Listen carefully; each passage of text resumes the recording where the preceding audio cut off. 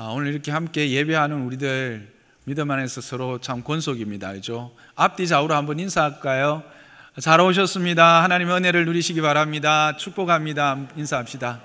예. 그래요. 악수도 하시고요. 근데 여러분, 그 앞뒤에 이제 처음 보시는 분들이나 또 인사하신 분들 이름들 다 아세요? 인사는 했는데 그분이 이 예배에 오시면서 어떤 마음의 소원과 또 기도의 제목을 가지고 오셨는지 아세요? 어떤 마음의 상태인지 아세요? 이건 잘 모르죠. 그렇죠? 우리가 함께 권속이라 해도 우리는 참 잘 모릅니다. 근데 우리가 이제 이렇게 인사하다 보면 눈에 띄는 것들이 있습니다. 뭡니까? 굳이 이야기 안 해도 될 것 같은데요. 우리가 세상 사람들을 볼 때도 그렇습니다. 또 세상 사람을 만날 때도 그렇죠. 우리가 많은 사람들을 만납니다. 그죠? 그러니까 알고 있는 분들을 만나기도 하고 때로는 모르는 분들을 만나기도 합니다. 어떤 분을 소개받기도 하고요. 그래서 그들의 이야기를 듣기도 합니다. 그들을 만나고 그들을 그 이야기를 들을 때 여러분들은 그들의 어떤 음성을 들으십니까? 그들의 어떤 것에 여러분의 시선이 머무십니까? 그들의 그 무엇에 여러분들이 관심이 이렇게 쏟아지고 있습니까? 와, 그렇게 좋은데 살아? 야, 저것 봐라. 야, 저 브로치는 저 진짜 다이아인가? 반짝반짝하네. 저 귀걸이 봐라. 이야, 저 옷, 와, 저거 예사롭지 않네. 그렇게 보시는 분은 안 계시죠? 근데 많은 사람들이 그런 것을 눈에 띄고 그런 것에 눈이 이렇게 맞춰진다고 합니다. 그리고 그 사람의 이야기를 듣고 그 사람의 환경을 볼 때 그 사람이 가진 것들을 우리는 많이 보고 그것들을 들으려고 하죠. 그리고 그것들을 우리는 내가 가진 것 중에서 그런 것들을 말하려고들 합니다. 주님은 어떻게 보셨을까 하는 겁니다. 우리는 또 세상은 그런 것들에 관심을 많이 가지고 그런 것들을 많이 보는데 주님은 어떤 것에 관심이 있으셨을까? 주님은 세상을 볼 때 어떻게 보셨을까? 오늘 본문은 이렇게 말하고 있지요. 그들이 목자 없는 양과 같은 자로서 고생하고 기진하는 모습을 그들에게서 세상에서 보게 됩니다. 그들을 불쌍히 여기는 눈을 가지시고 보게 되었습니다. 여기서 기진하고 또 고생한다라고 하는 이 말은 우리가 보통 생각하기에 힘들고 어렵고 그래서 지쳐서 그냥 힘이 없는, 기력이 없는 이런 상태를 말하고 있지는 않습니다. 그 의미는 고생한다라고 하는 것은 그 껍데기가 벗겨져서 강탈당하고 완전히 탈진해 있는 상태가 고생하는 상태고, 기진한다라고 하는 것은 그 내던져져 있는, 그래서 완전히 무력하게 버려진 상태로 뻗어 있는, 누워 있는 정도가 아니라 완전히 뻗어 있는 그런 거를 이야기합니다. 그래서 목자가 없어서 어떻게 돼 있다는 겁니까? 완전히 강탈을 당하고 탈진하여서 껍질이 벗겨진 상태로 내던져 져 있는 것 같은 모습을 보게 된 것입니다. 왜 그런 모습을 보게 되었을까요? 그것은 바로 예수님의 사역을 통해서 확인된 사실 때문입니다. 그것을 함축해서 35절은 예수님이 모든 도시와 마을을 두루다니사 그들을 해당에서 가르치시고 복음을 전파하시고 모든 병과 악한 것을 고치시는 가운데 그런 모습을 보았다고 이야기를 하고 있습니다. 그래서 이 내용이 구체적으로는 바로 산상수훈인 마태복음 5장과 7장 말씀 이후에 나타나는 8장, 9장의 말씀을 함축해서 적어 놓은 것이 바로 이 35절의 말씀입니다. 예수님이 산상수훈, 즉 하나님의 나라, 그리고 그 하나님의 나라를 소유한 자들의 복에 대해서 이야기하고 난 이후에 맞닥뜨리는 광경이 무엇이었습니까? 8장 2절을 보면 문둥병자를 만나는 것으로 기록하고 있습니다.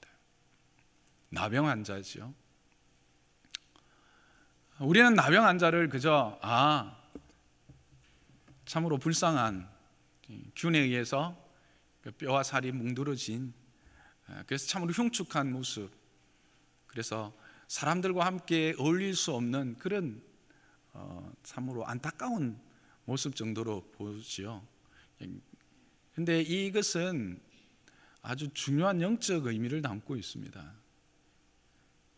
이스라엘에게 있어서 문둥병 환자는 어떻게 됩니까? 회중에 함께 들 수가 없었습니다.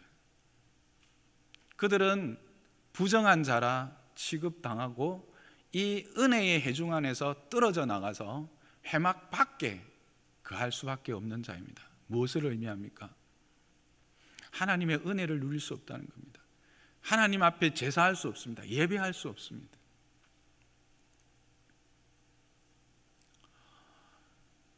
예수님이 지금 마을과 회당으로 다니며 가르치시고 고치시는 가운데 그가 확인하고 직면한 것은 바로 하나님의 은혜를 더 이상 누릴 수 없는, 하나님과의 관계가 파괴되어진, 죄로 말미암아 부정하게 되어서 더 이상 하나님의 은혜 안에 들어올 수 없는 자들을 주님은 보신 것입니다.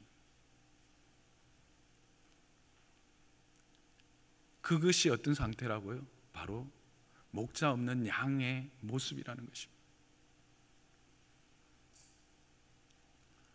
그리고 또 맞닥뜨린 사람은 누구일까요? 중풍병자입니다. 참 이 순서가 참 신비하고 하나님의 메시지가 그대로 담겨 있어요. 그 다음에 만난 사람이 중풍병자입니다. 중풍병자가 뭐예요? 머리에 지시를 받아서 움직이지 않아요. 머리를 컨트롤을 받을 수 없어요. 그러니까 생각대로 안 되는 거예요. 마음대로 안 되는 거예요. 머리 하나님으로부터 받은 그 은혜대로 살아가지 못하는 거예요. 이 땅에 많은 사람들이 하나님의 형상으로 지음받았음에도 그 하나님의 뜻을 구별하지 못하고 그 하나님의 뜻을 따르지 못하고 몸은 몸대로 머리는 머리대로 살아가면서 불편하고 힘들고 정말 어려운 시간들을 보내고 있다는 것을 말하고 있는 것입니다. 이 중풍병은 그저 우리가 생각했던 그 병, 물론 그런 고통스러움을 이야기하지만 더 한 걸음 나아가면 이와 같은 영적 상태를 이야기하는 겁니다. 더 이상 하나님의 은혜가, 더 이상 하나님의 그 다스림 안에 있지 않고 마음 따로 몸 따로 놀아서 하나님의 은혜를 충분히 삶 가운데 누리지 못하는 거예요. 그렇잖아요. 중풍병을 앓으시는 분의 특징이 그거잖아요. 풍성한 은혜, 내 마음대로 내 삶의 기쁨과 감사를 누리지 못하는 거예요. 그런 상태에 있는 자들이는, 그것이 더 적극적으로 나타난 모습이 뭡니까? 귀신 들린 자를 또 만나시죠. 귀신 들렸다는 것은 이제 온전히 통치를 하나님의 통치가 아닌 사단의 통치 아래 들어가서 하나님의 형상을 완전히 상실해버리고 짐승과 같이 살아가는 자들이에요. 그래서 그들은 동네에 살지 않고 어디에 살았어요? 무덤 가운데 살았잖아요.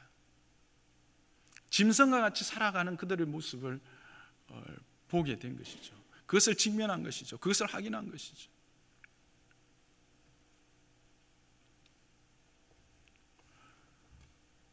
그런데 한 걸음 더 나아가서 예수님이 또 확인하고 보여주시는 모습은 뭡니까? 풍랑 앞에서 두려워 떨고 있는 제자들의 모습을 보여줍니다. 여러분, 하나님이 우리를 지으셨을 때 자연이 우리를 다스리게 했습니까? 우리가 자연을 다스리게 하셨습니까? 그렇죠.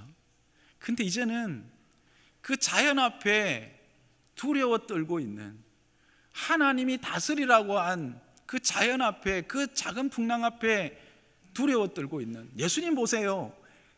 주무시고 계세요. 얼마나 당당하신지 몰라요. 담대하신지 몰라요. 그게 예수님이 겁이 없어서 그냥 잠이 너무 쏟아져서 그렇게 주무셨을까요? 예수님은 그 풍랑이 결코 삼킬 수 없음을 알고 계시기 때문에, 그것이 우리의 다스림 안에 있는 것을 확실히 아셨기 때문에 그렇게 담대하고 당당하실 수 있었던 거죠. 그런데 그 모든 담대함과 당당함을 잃어버린 채 그 풍랑 앞에서 두려워 떨고 있는 그 모습을 주님은 보신 것입니다. 그것들이 다 뭐라고요? 그 모습들을 다 보니까 그게 어떤 모습이다? 바로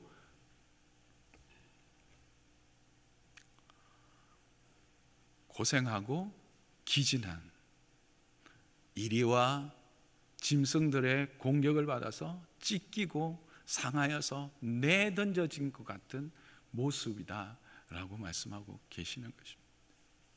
근데 그들 중에는요, 오늘 본문에 보는 것처럼 관리의 가정도 있었어요. 관리라고 하면 요즘으로 말하면 이제 권력자죠, 권력자. 그리고 또 예수님께 나왔던 자들은 그 보면 대제사장, 서기관, 바리새인들과 같은 아주 종교적으로 뛰어난 사람, 종교심이 많고 종교적인 어떤 지위를 가진 사람들도 있었어요. 근데 예수님의 눈에 보기에는 그런 종교적인 어떤 권위로 명예를 얻고 권력으로 힘을 가지고 많은 것을 소유한 사람이라 할지라도 찢겨진, 그래서 내동댕이 쳐진 그와 같은 양과 같이 보였던 것입니다. 그런 모습은 아이나 어른이나 구분이 없었어요. 관리의 딸이 거기에 보면 병들어 있었고요. 또 부자든 가난하든 상관이 없었어요. 모든 계층이에요. 거기 보면 백부장의 종이 중풍병에 걸려 있었죠. 남자와 여자가 구분이 없었어요. 혈류병에 걸린 여인이 예수님 앞에 나와서 그 옷자락을 만지며 낫는 모습을 보게 됩니다. 남자 여자 구분이 없어요. 이 말은 뭐냐면 땅에 존재하는 모든 인생이 그와 같은 찢기고 상하여서 내동댕이 쳐진 존재와 그런 상태에 있다라는 것을 예수님은 보신 것입니다. 왜 그렇다고요? 뭐가 없어서? 목자가 없었어요. 목자가 없었어요. 이 목자가 없다라는 말을 우리는 지도자가 없었구나. 이스라엘의 참 이들을 바로 인도할 수 있는 참 지도자가 없었기 때문에 그랬구나 라고 생각하기 쉽습니다. 근데 목자가 지도자만을 이야기할까요? 성경에서 목자는 누구를 이야기할까요? 메시아입니다. 민수기 27장 16절 17절을 함께 봅니다. 시작. 여호와 모든 육체의 생명의 하나님이시여 원하건대 한 사람을 이 회중 위에 세우서 그로 그들 앞에 출입하며 그들을 인도하여 출입하게 하사 여호와의 회중이 목자 없는 양과 같이 되지 않게 하옵소서. 아멘. 누구의 말입니까? 선지자 중에 선지자 모세의 말입니다. 모세의 기도입니다. 근데 이게 이제 1차적으로는 물론 지금 광야 생활을 마무리하고 이제 가나안에 들어갔을 때 이제 모세는 더 이상 들어갈 수 없기 때문에 그 가나안 전쟁을, 정복 전쟁을 이끌 지도자에 대한 하나님의 앞에서의 간구였습니다. 그러나 더 나아가면 이 간구는 영원한 목자, 이 이스라엘 백성들을 이끌 여호와의 회중을 하나님 앞에 출입하게 하는, 하나님의 은혜 안에 들어가게 하는 목자 메시아를 구하는 기도입니다. 그래서 목자는 바로 메시아, 바로 예수 그리스도에 대한 간구이다라고 하는 것입니다. 그러므로 예수님이 여기서 목자가 없다라고 하는 말은 바로 메시아가 없어서 그와 같은 고생하고 그 다음에 기진한 상태에 그들이 들어갔다라고 하는 말씀입니다. 그래서 그들을 주님은 어떻게 바라보십니까? 그들의 형편이 어떻든, 그들의 지금 가진 것이 무엇이든, 그들은 어떤 지위에 있든 상관없이 주님의 눈에는 불쌍하게 보인 것입니다. 그들을 하나님이 불쌍히 보셨습니다. 여기서 불쌍히 보다라는 것은 그냥 가엽게 여기는 정도를 말하고 있지 않습니다. 그의 깊은 마음속이 움직여서 동정과 긍휼로 가득 차서 그 긍휼을 베푸는 그까지를 이야기를 하고 있습니다. 애간장이라고 하는 것 있죠, 그죠? 아주 마음에 이렇게 안타까워서 막 이렇게 뭔가를 해야 되겠다, 뭔가를 하게 되는 우리의 마음의 상태를 이제 애간장이 끓는다 이렇게 말하죠. 이 말과 딱 들어맞는 표현이 바로 여기서 불쌍히 여기다라는 거예요. 그 모습을 보면서 예수님은 불쌍히 여기셨다라고 하는 거예요. 예수님의 지금 전도 여행, 공생애를 처음 시작하셔서 산상수훈 하나님의 나라에 대한 말씀을 가르치시고 내려오셔서 만난 그 무리들을 통해서 그가 깨닫게 된 것은, 확인하게 된 것은, 이 백성은, 이 인생들은 모두가 다 찢기고 상하여서 내버려져서 이제는 스스로는 어떻게 할 수 없는 그런 상태에 있는 자들임을 확인하게 되고, 그래서 그분이 이 땅에 오신 이유, 하나님이 왜 나를 이 땅에 보내셨는가를 다시 한번, 물론 하나님으로서 다 아시지만 직접 몸으로 체험을 하시면서 그들을 향한 불쌍히 여기는 마음, 정말 애간장을 끓여서 그들을 구원하고자 하는 그런 마음을 가지게 되셨다 하는 것을 이야기하고 있습니다. 그러면서 예수님이 무엇을 말씀하십니까? 제자들에게 추수할 것이 많다라고 먼저 이야기하십니다. 제자를 부르신 이유가 뭔지를 말씀하고 있습니다. 내가 너희를 제자 삼은 이유가 뭔지 아느냐? 추수할 것이 있기 때문이다라는 것입니다. 그런데 그것도 작지 않고 많다라고 하는 것입니다. 그러면서 함께 그들에게 구할 것을 이야기합니다. 무엇입니까?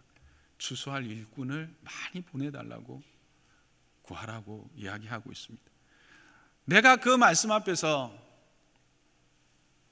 기쁨으로 순종할 뿐 아니라 그와 같이 함께 하나님의 일을 도모할 자들을 보내어달라고 기도하라고 그렇게 말하고 있습니다. 그러면서 그 예시를 드는 게 추수 때를 예를 들고 있습니다. 추수 때라고 하는 것은 긴박함을 이야기합니다. 딱 어떤 시기를 이야기하고 있습니다. 그러니까 지금 예수님이 말씀하시는 게 뭡니까? 예수님 자신이 메시아로 오신 것에 대한 이야기를 하고 계시는 겁니다. 지금 이때가 추수할 때라는 겁니다. 예수님이 자주 이런 말씀을 하셨던 것을 여러분 기억하실 것입니다. 알곡을 모아 곡간에 들이고 쭉정이는 꺼지지 않는 불에 던질 것이다. 추수에 대한 이야기를 많이 하셨는데 이제 그 때가 왔다라고 하는 것입니다. 이제 예수님이 말씀하신 그 추수의 때가 임했다라고 하는 것입니다.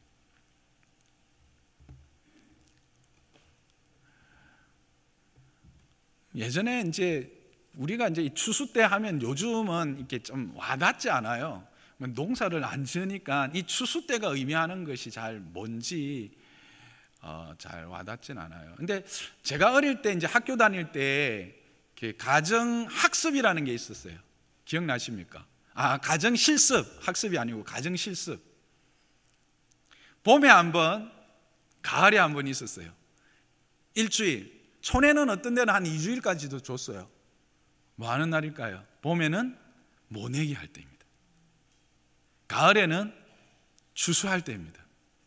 우리 같이 이제 소도시에 살든 대도시에 살든 서울이나 부산은 그런 게 없었는지 모르겠어요. 마산만 해도 있었어요. 그래서 진짜 우리 학교만 하더라도 한 반 이상이 그 당시 이제 농사를 지었거든요. 그래서 그때 모내기를 직접 했어요. 이때가 이제 농번기라고 그러는데 옛말에 농번기 때는 불타던 부적갱이조차 일어서서 거두는 때다 그렇게 말합니다. 그만큼 일손이 모자란 때라는 거죠. 그리고 때를 놓치지 말아야 된다라고 하는 겁니다. 그렇죠? 죽은 시체조차도 일어나서 도우는 때가 그때다라는 것입니다. 주님이 그 의미를 여기에 담고 있는 것입니다. 추수 때라고 말씀하시는 것은 때를 놓치지 말고 지금이 집중할 때다라고 하는 겁니다. 이 농사 짓는 분 여기 뭐 거의 안 계시는데 희한하게 농사는 때를 놓치면 이게 곡식이 안 돼요. 우리 생각에 뭐 조금 한 일주일 일찍 심거나 뭐 일주일 늦게 심어도 되겠지. 근데 그 일주일 차이가 엄청나답니다. 일주일 차이가 추수할 때 보면 곡식의 그 양이 다르대요. 그리고 추수할 때도 그 추수할 때가 찼는데 그때 딱 맞는 시기에 이렇게 추수를 해야 그 알곡이나 그것들이 견실하고 또 그것들이 이제 보관성도 좋고 막 이렇대요. 근데 그 시기를 또 늦춰버리면 이게 의외로 쭉정이도 많고 또 보관도 잘 안 되고 그렇대요. 시기가 있다는 거예요. 주님은 지금 제 제자들에게 말씀하실 때 이것이 지금 긴박하고 또 이 때가 그 때다라고 말씀하고 계시는 겁니다. 그런데 그 때가 지금 벌써 얼마나 지났습니까? 2000년이 지났습니다. 그 추수할 때의 궁극적인 추수는 언제일까요? 그리스도의 오심입니다. 그리스도의 재림입니다.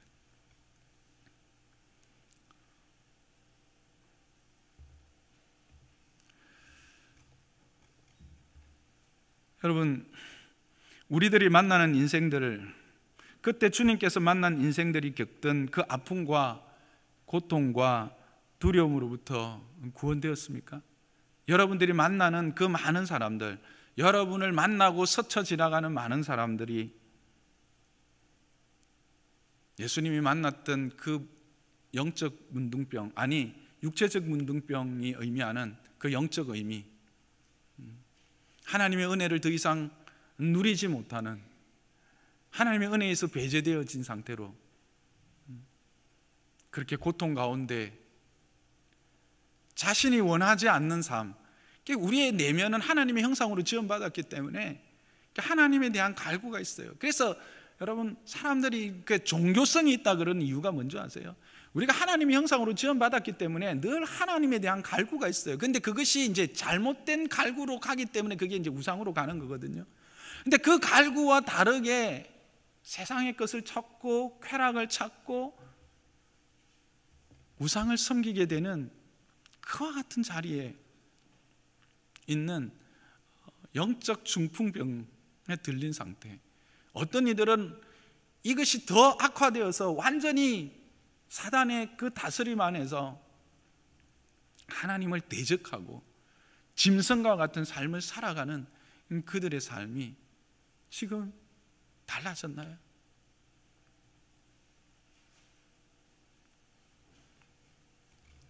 여전히 많은 사람들이 목자가 없기 때문에, 메시아를 만나지 못했기 때문에 그런 삶을 살아가고 있다고 하는 것입니다.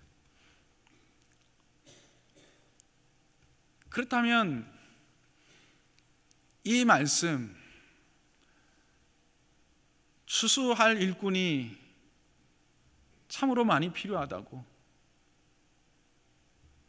그 추수할 일꾼을 부르시는 이 부르심은 그날에 주님이 그 제자들에게만 말씀하시는 말씀이 아니라 오늘을 살아가는 저와 여러분에게도 동일한 부르심이요, 동일한 하나님의 부탁하심이다, 그렇게 저는 생각합니다.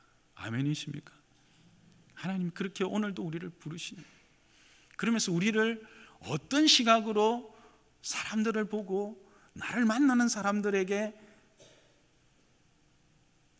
말하고 그들의 말을 들어야 될 것인지를 보여주고 있는 것입니다. 그들이 영적으로 어떤 상태에 있는지, 그들이 지금 누구의 다스림 안에 있는지, 그래서 그들의 영적인 삶이 지금 어느 형편에 처해 있는지,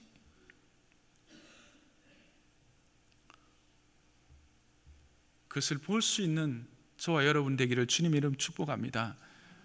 이것을 볼 수 있어야 메시아를 그들에게 보여줄 수가 있습니다. 우리가 그것을 보지 못하는데, 아니 우리가 먼저 그것을 알고 누리지 못하는데 어떻게 그것을 그들에게 전하며 보여줄 수 있겠습니까? 호기 가운데 아직까지도 예수 그리스도를 메시아로 주로 고백하지 못하는 분이 있다면 그 은혜를 누리시기를 주님의 이름으로 축복합니다. 메시아가 누려진다, 메시아가 우리에게 오셔서 은혜를 베푸셨다라고 하는 것의 의미가 뭔지 아십니까? 이사야서가 이렇게 말합니다. 이사야 35장 1절에서 6절입니다. 함께 읽어봅시다. 시작. 광야와 메마른 땅이 기뻐하며 사막이 백합화같이 피어 즐거워하며 무성하게 피어 기쁜 노래로 즐거워하며 레바논의 영광과 갈멜과 샤론의 아름다움을 얻을 것이라. 그들이 여호와의 영광 곧 우리 하나님의 아름다움을 보리로다. 너희는 약한 손을 강하게 하며 떨리는 무릎을 굳게 하며 겁내는 자들에게 이르기를 굳세어라, 두려워하지 말라. 보라, 너희 하나님이 오사 보복하시며 갚아주실 것이라. 하나님이 오사 너희를 구원하시리라 하라. 그때에 맹인의 눈이 밝을 것이며 못 듣는 사람의 귀가 열릴 것이며 그때에 저는 자는 사슴같이 뛸 것이며 말 못하는 자의 혀는 노래하리니 이는 광야에서 물이 솟겠고 사막에서 시내가 흐를 것임이니라. 여러분, 이게 바로 메시아, 예수 그리스도를 메시아로 모신 자의 복이라는 겁니다. 이 땅이 광야와 메마른 땅 아닙니까? 그런데 이 광야와 메마른 땅 가운데서도 예수 그리스도를 소유한 자는 기뻐하게 된다라는 것입니다. 아멘이십니까? 사막과 같은 이 땅에서도 백합화같이 피어서 즐거워하게 되는 그 하나님의 그 부요하심을 누리게 된다라는 것입니다. 무성하게 피어 기쁜 노래로 즐거워하는 그 레바논의 영광. 여러분, 그 레바논을 보면 그 땅은 정말 꽃과 그 아름다운 숲으로 가득 찬 땅입니다. 지금은 뭐 전쟁으로 좀 폐허되었지만 유럽인들에게 있어서 가장 가보고 싶은 휴양지가 어디인 줄 아십니까? 레바논이었습니다. 그 해변과 그 들녘은, 그 헬몬산 기슭은 정말 아름다운 곳이고 정말 풍성한 곳입니다. 그리고 갈멜과 사료론의 그 아름다운 것을 얻게 되어진다는 것입니다.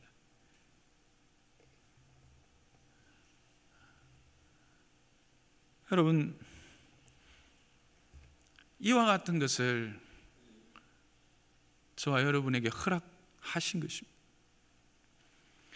하나님을 소유한 자는 겁이 없으십니다. 굳세어집니다. 두려워하지 않게 됩니다. 세상의 어떤 환경 가운데 있든 어떤 천재지변이 일어나든 두려워하지 않아요. 예수님 보세요. 앞에도 이야기했지만 그냥 풍랑이 일어나는데 주무셔요. 예수님이 무감각해서 둔해서 그러실까요? 아니에요. 담대하기 때문에 그러실 거예요.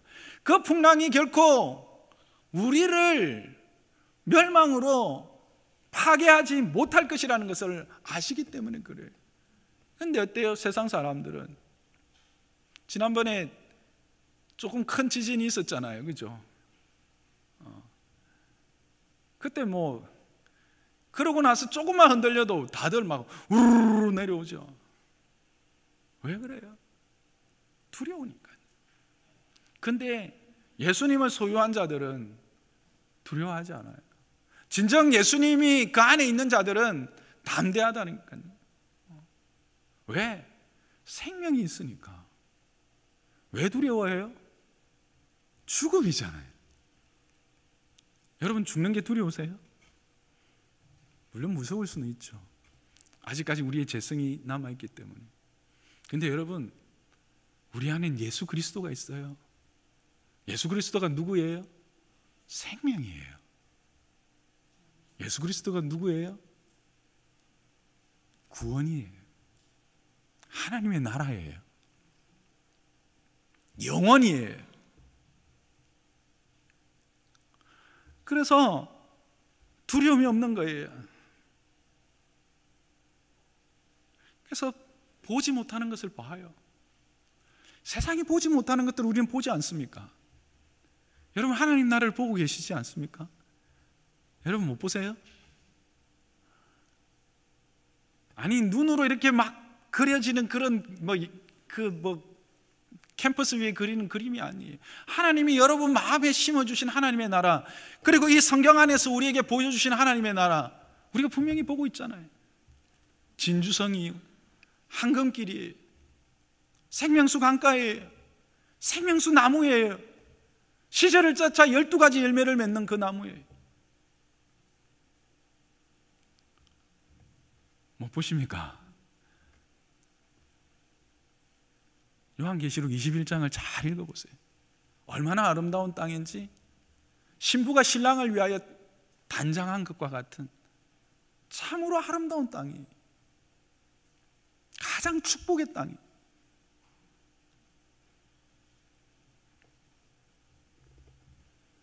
사람이 듣지 못하는 것을 들어요. 소망의 소리, 영혼을 향한 하나님의 그 은혜의 소리, 우리를 붙드시는 하나님의 그 손길, 그것을 느끼면서 사는 거예요. 그래서 우리는 뛰는 사슴처럼 뛰게 되는 거예요. 우리의 혀는 노래하게 되는 거예요. 광야와 같은 이 세상에서도 샘 솟는 그 같은 샘물을 누리며 살아가는 거예요. 사막에서 시내가 흐르는 은혜를 경험하게 되는 것이에요. 아멘이십니까? 왜요? 우리 안에 그리스도가 있기 때문에 그래요. 근데 저들에게는 없어요. 왜? 그리스도가 없기 때문에 그런 거예요. 그래서 주님은 우리에게 뭘 부탁하시는 거예요? 이 그리스도 대신 예수 그리스도를 함께 나누라는 것입니다.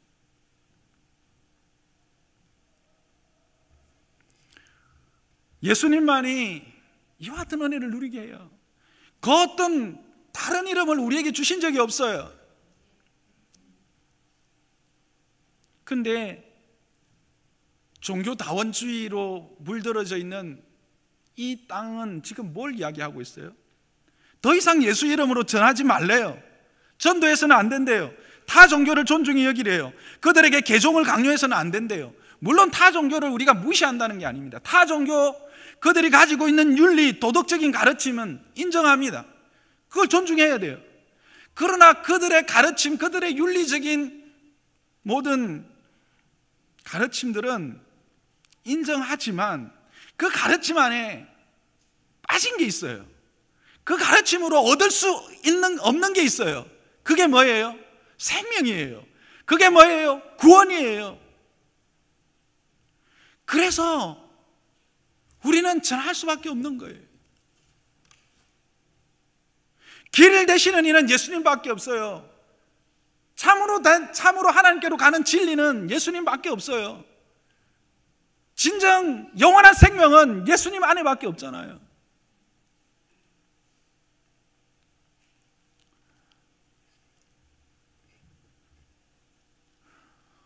이것은 부정할 수 없어요. 이것이 부정되는 순간 기독교는 더 이상 존재할 이유가 없어요.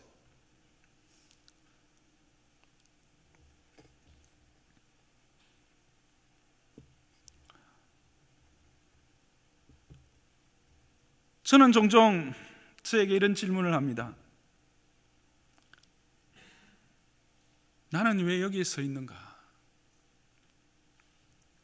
나는 왜 장로 호산나에 와 있는가? 왜 예수를 믿었는가? 그것은 바로 우리가 사명자로 부르심을 받았기 때문에 그렇습니다. 여러분은 장로 호산나 하면 가슴 뛰는 것이 있습니까? 이곳에 지금 예배하고 있는 우리는 다양한 모습으로 여기에 앉아 있습니다. 그러나 이 예배 공동체 안에 우리가 함께 있는 것은, 우리가 하나님을 예배하는 자로 여기 앉아 있는 것은 동일한 이유라고 저는 생각을 합니다. 하나님께서 이 신앙 공동체, 이 교회 앞에 사명을 주셨고, 우리가 그 사명을 함께 바라보며 달려가게 하기 위해서 우리를 여기 앉히셨다라고 하는 사실입니다. 사랑나눔 축제를 왜 하는 것입니까? 그냥 1년에 한 번 행사입니까? 그래서 그냥 교회니까 전도를 표방해야 되니까 그렇게 하는 것입니까? 아니면 여러분에게 그냥 부담감을 주어가지고 억지로 끌고 가려고, 또는 이곳에 사람으로 채우려고 이 사랑나눔 축제를 하는 것입니까?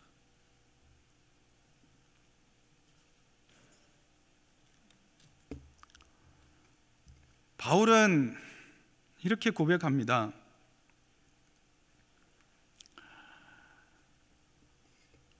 그리스도의 남은 고난을 그의 몸된 교회를 위하여 내 육체에 채우노라. 그리스도의 남은 고난이 뭘까요? 바로 그리스도께서 이루신 이 완전한 은혜의 선물, 이 완전한 구원의 선물을 이제 교회를 통해서 이 땅 가운데 나타내고, 교회를 통해서 그 하나님의 구원을 완성해 가는 일입니다.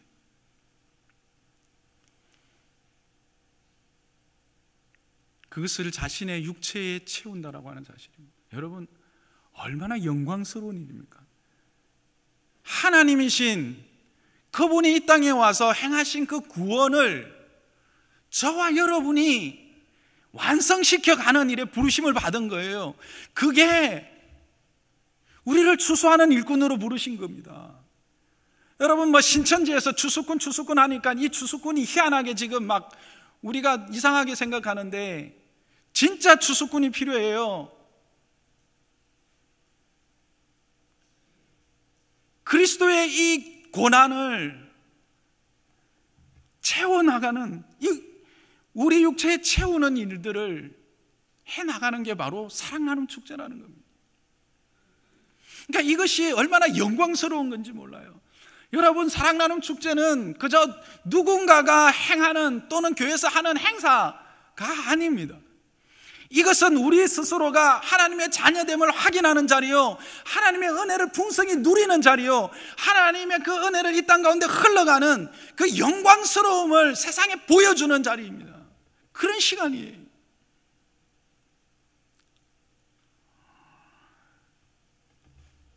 여러분, 예수를 믿으면 성령의 충만함을 경험하며 그 하나님의 복됨과 그 은혜로움을 누리며 살아가고 싶으시죠? 그렇게 예수 믿고 싶으시죠? 근데 여러분, 예수님을 믿으면서 성령이 충만한 이유가 뭔지 아세요? 성령을 우리에게 주신 이유가 뭔지 아세요? 두 가지죠. 하나는 예수 그리스도를 알아서 믿게 하는 겁니다. 예수께서 행하신 모든 일들을 우리가 알게 해요. 깨닫게 해요. 하나님께서 기억나게 하시고 그것의 의미를 이렇게 깨달아서 때로는 여러분이 성경을 읽다가 깨닫기도 하고 또 어떤 것들은 이렇게 설교를 통해서 깨닫게 하셔서 그것을 믿게 하시는 거예요. 두 번째는 뭔지 아세요? 믿은 것으로 세상에 전하게 하시기 원했어요. 그래서 성령이 언제 충만하게 임하셨습니까? 바로 마가의 다락방에 예수가 그리스도인 것을 예수님이 성천하시고 난 이후에 그 마가의 다락방에 모인 자들에게 임하셨습니다. 왜 임하셨습니까? 그냥 막 이방의 말로 그냥 뭐 외국어를 막 말하게 하는 외국어 능력을 정진시키기 위해서 성령님이 임하셨습니까? 아닙니다. 복음을 전하게 하기 위해서 임하셨습니다. 그래서 그날에 그들의 전도를 통해서 어떤 일이 일어납니까? 베드로의 전도를 들은 자들이, 베드로의 고백을 들은 자들이, 형제여, 우리가 어찌하여야 구원을 얻을까? 우리가 어찌하여야 할까? 라고 묻습니다. 성령이 임하여 그 성령에 순종하여 행하는 자들에게 하나님이 이와 같은 일들을 통해서 그의 남은 고난을 채우시고 완성해 가는 것입니다. 그 얼마나 영광스럽습니까? 그런 영광을 그들은 빼앗길 수가 없었어요. 그래서 베드로와 요한이 그 이후에도 성전 미문에 앉아 있는 그 가난한 자, 나면서부터 안전뱅이였던 자를 큰 과는 내게 없지만 그리스도의 이름으로 명하노니 일어나 걸어라, 예수 이름으로 명하노니 일어나 걸어라 했을 때 그가 일어나 걷습니다. 그 일로 말미암아 어떤 일들이 일어납니까? 또 많은 사람들이 복음을 듣게 되어서 5천 명이 주께로 돌아오는 역사가 있었죠. 그런데 그 일을 시기하는 자들이 있었습니다. 산헤드린 공회였습니다. 그래서 그들을 잡지요. 왜 그랬냐? 예수님이 메시아니까 야, 그 이름으로 전하지 마. 무슨 말이니? 하나님의 말씀 듣는 게 낫니? 너희들 산헤드린 공회 이야기 따르는 게 낫니? 나는 보고 들은 것을 말하지 않을 수 없다. 어쩌면 그래 당당할까요, 베드로? 어쩌면 그렇게 당당할까요, 요한이? 베드로가 어떤 자였습니까? 우리가 다 아는 것처럼 예수님이 십자가에 달리시는 그날 밤에, 전날 밤에 3번이나 부인했던 자예요.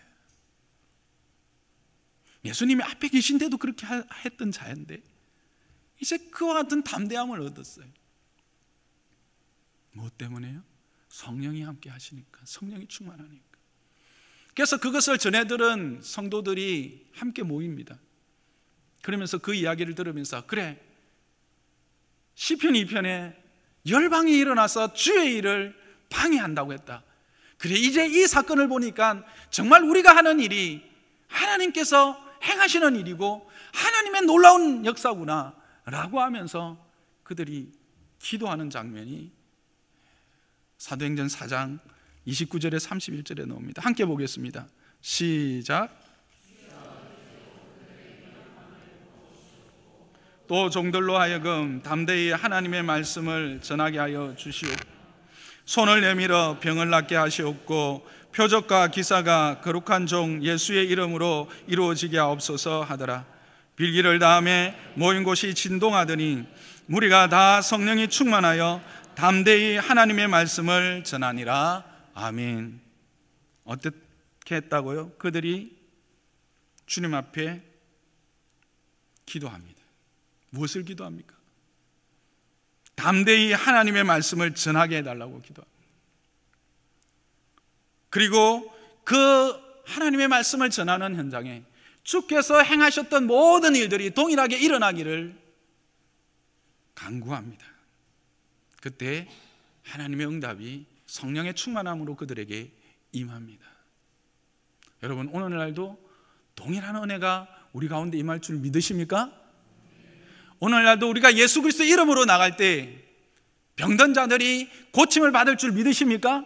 악한 영들이 쫓겨날 줄 믿으십니까? 예수 이름의 권세로 그들이 참된 해방과 자유함을 얻을 것을 믿으십니까? 성령은 어제나 오늘이나 내일이나 영원토록 동일하신 것입니다.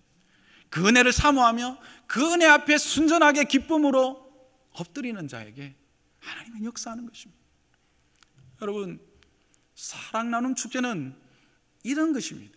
사랑 나눔 축제를 하는 것은 바로 우리가 주님의 마음을 품고 이 세상을 볼 때 주님의 시선으로 그들을 참으로 불쌍히 여기며 그들이 참으로 이리와 짐승들에게 찢기고 상하여서 내동댕이 쳐있는 그들의 영적 상태를 보면서 오직 예수 그리스도만이, 오직 주님만이 그들의 길이고 진리고 생명이심을 분명히 전하게 하기 위해서 우리가 기도하고 엎드리고 하나님의 은혜를 구할 때에 하나님께서 성령으로 우리에게 충만하게 임하시고 그 충만한 은혜로 우리가 세상에 나가서 그와 같은 역사를 나타내는 것, 그래서 그들이 일어나고 그들이 새로워지고 그들이 하나님의 은혜 안에서 기뻐하고 즐거워하며 그들의 사막과 같고 광야와 같은 인생들이 샘을 솟아나게 하고 그들의 광야와 같은 인생 가운데 강이 흐르게 하는 것을 보며 나도 그것을 기뻐하고 즐거워하고 그래서 풍성한 은혜를 누리게 하기 위해서 이 일들을 행하는 것입니다. 이것은 결코 여러분들에게 짐을 지우기 위한 것도 아닙니다. 사람들을 불러 모으기 위함도 아닙니다. 하나님의 사명 앞에서 우리가 기쁘게 순종하는 것입니다. 그렇게 순종할 때에 하나님의 그 영광스러움, 그 하나님의 은혜의 충만하심, 그 성령의 놀라운 역사를 우리 모두가 경험해서 정말 이 척박하고 이 각박한 이 세상 가운데서 하나님의 아들로서, 하나님의 자녀로서의 그 영광스러움과 그 복됨을 누리며 살아가게 하려는 주님의 은혜의 방편이요, 은혜의 시간인 것을 여러분 기억하시기 바랍니다. 추수의 때입니다.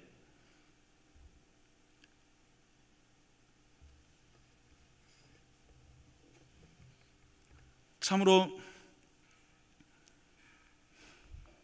하나님이 우리를 긍휼히 여기셔서 아직까지 우리에게 이런 기회를 주신 것을 여러분 감사하는 자들이 되시기 바랍니다. 어떻게 우리가 하나님의 은혜를 입었고 어떻게 우리 같은 자가 하나님을 아버지로 섬길 뿐만 아니라 내가 받은 은혜로 그들 앞에 나아가서 하나님을 증거하는 자로 우리를 세우셨다는 것입니까? 저는 이런 시간들을 통해서 여러분이 이 영광스러운 부르심을, 하나님의 그 영광스러운 부르심을 볼 수 있는 믿음의 눈을 가지시기를 주님의 이름으로 축복합니다. 이것이 하나님의 영광스러운 부름이라고 하는 말씀으로 들을 수 있는 길을 가지기를 주님의 이름으로 축복합니다. 이 시간 우리 이렇게 기도하기를 원합니다. 주님, 우리로 하여금 이 교회에 보내주신 뜻을 잊지 않게 하여 주옵소서. 장류 지역에 있는 10%의 영혼들에 대한 주님의 마음을 우리가 함께 같이 품고 새롭게 하여 달려갈 수 있게 하여 주옵소서. 사명을 새롭게 하는 시간이 되게 하여 주옵소서. 그리스도의 남은 고난을 내 육체에 채우는 영광을 누리게 하옵소서. 주의 오심을 예비하는 자가 되게 하여 주옵소서. 우리 함께 기도하고요, 여러분들 앞에 그 있는 전도 대상자들, 태신자들의 이름을 부르면서 이 시간 또 함께 기도하기를 원합니다. 우리 함께 기도하겠습니다.